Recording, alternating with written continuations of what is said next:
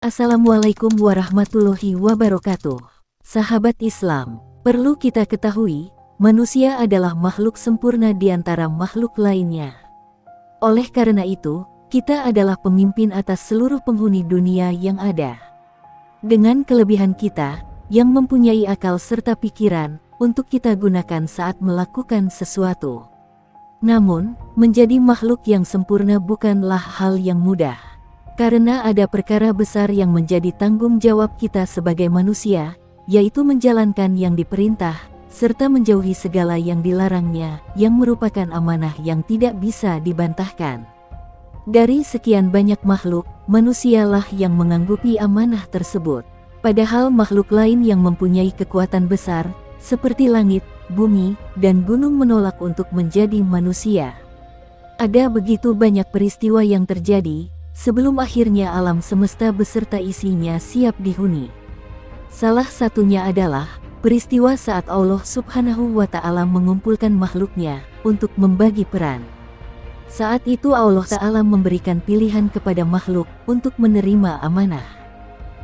Bagi siapa yang menerimanya, maka akan menjadi makhluk yang paling sempurna di alam semesta.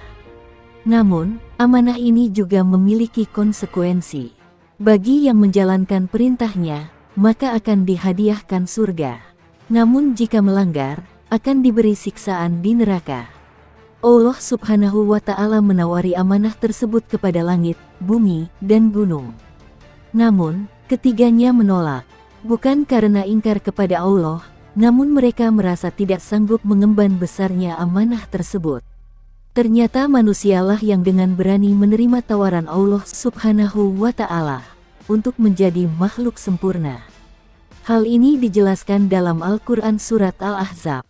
Sesungguhnya kami telah mengemukakan amanat kepada langit, bumi, gunung-gunung. Maka semuanya enggan untuk memikul amanat itu. Dan mereka khawatir akan mengkhianatinya. Dan dipikullah amanat itu oleh manusia. Sesungguhnya manusia itu amat zolim dan amat bodoh. Quran Surat Al-Ahzab ayat 72.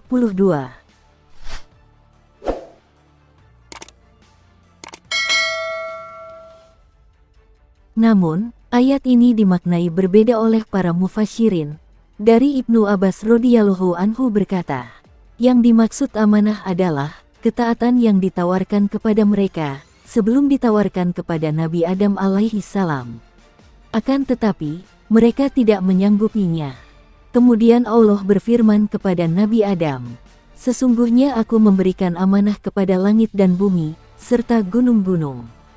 Akan tetapi mereka tidak menyanggupinya. Apakah engkau sanggup untuk menerimanya? Nabi Adam menjawab, ya Robku, apa isinya? Maka Allah berfirman, jika engkau berbuat baik, maka engkau akan diberi balasan. Dan jika engkau berbuat buruk, maka engkau akan diberi siksa. Lalu Adam menerimanya, dan menyanggupinya. Itulah maksud firman Allah Subhanahu wa Ta'ala, sesungguhnya manusia itu amat zolim, dan amat bodoh. Kemudian Ali bin Abi Thalib, dari Ibnu Abbas radhiyallahu anhu berkata, amanah adalah kewajiban-kewajiban yang diberikan oleh Allah kepada langit, bumi, dan gunung-gunung. Jika mereka menunaikannya, Allah akan membalas mereka. Dan jika mereka menyia-nyiakannya, maka Allah akan menyiksa mereka. Mereka enggan menerimanya dan menolaknya, bukan karena maksiat, tetapi karena takzim, atau menghormati agama Allah. Kalau mereka tidak mampu menunaikannya.